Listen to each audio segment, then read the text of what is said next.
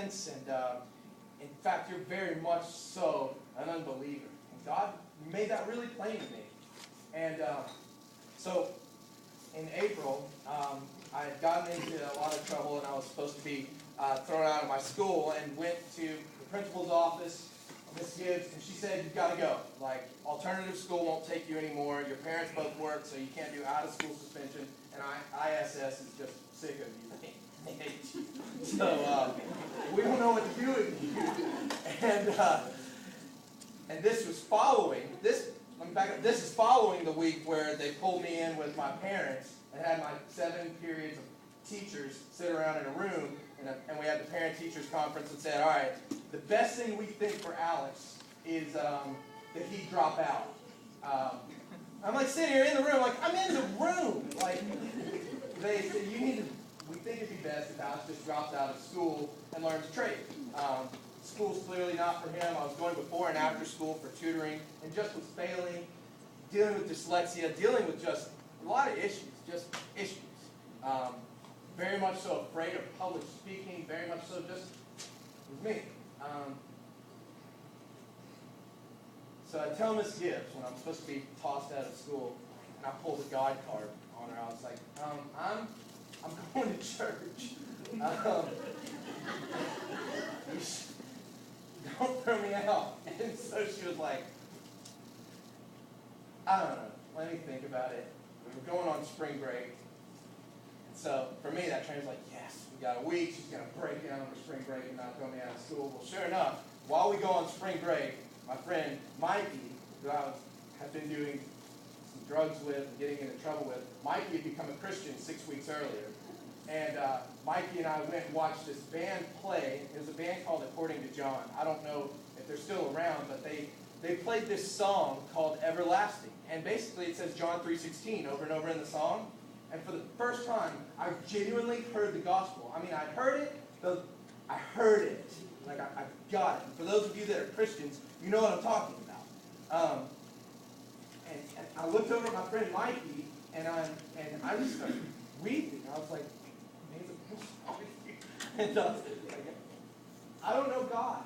And Mikey led me to faith in Jesus right before I turned 16. And radically changed me. I went back to my high school and lived completely different. Miss Gibbs let me back in. And I lived for Jesus the last 2 years of high school and was able to lead several of my friends to faith in Jesus. Miss Gibbs became a Christian right after I graduated. And she went to my youth pastor and was like, I can't believe, like, I watched Alex for 2 years. She believed the gospel because Jesus changed me. And he transformed me. And so I was a guy that really wasn't bound for college or education or pastoring a church or anything by any stretch. You can just ask my mom.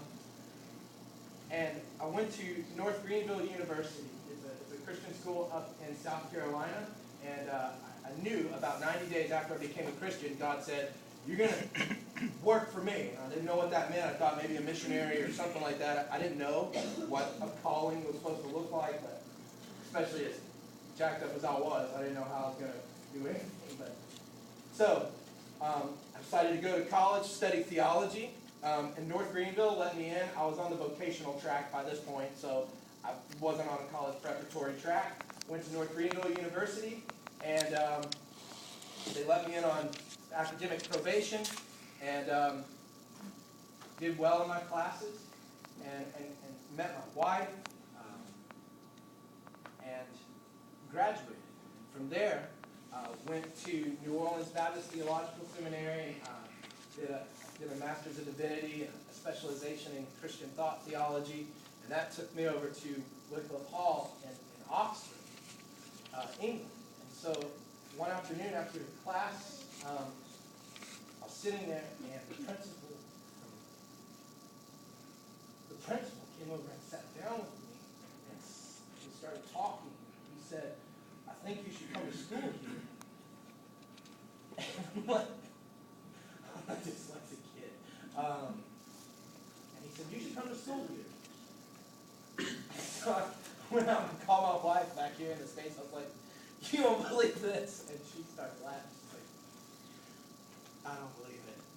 So I flew back home and actually started praying about going to Oxford. And from there, I was led to London School of Theology. I moved to London and did a Master of Arts in hermeneutics there. And graduated. And moved back to the States in the Bible Belt. And I went to the Alamo, which is a rock and roll bar downtown Newnan on the square. Befriended some people there that very much so don't know Jesus. Had a deep, deep passion, not just for academic work, but for people that are far from Jesus, to meet Jesus.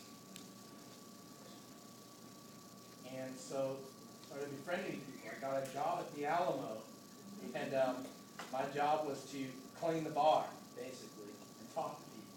So that's what I did. And I found myself answering questions every day about the Christian faith with people that were very far from God. One thing led to another. I ended up planting a church in the Alamo.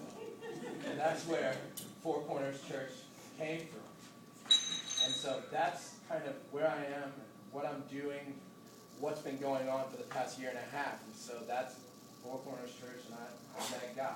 So that's what I do with my time. Today's theme is on rejecting apathy. Apathy is one of the greatest things that Satan uses to paralyze and cripple us. I've been told recently by a counselor the opposite of love is not hate, it's apathy. Because at least hate is an expression of an emotion that you're somehow engaged. Apathy, you can't do anything with an apathetic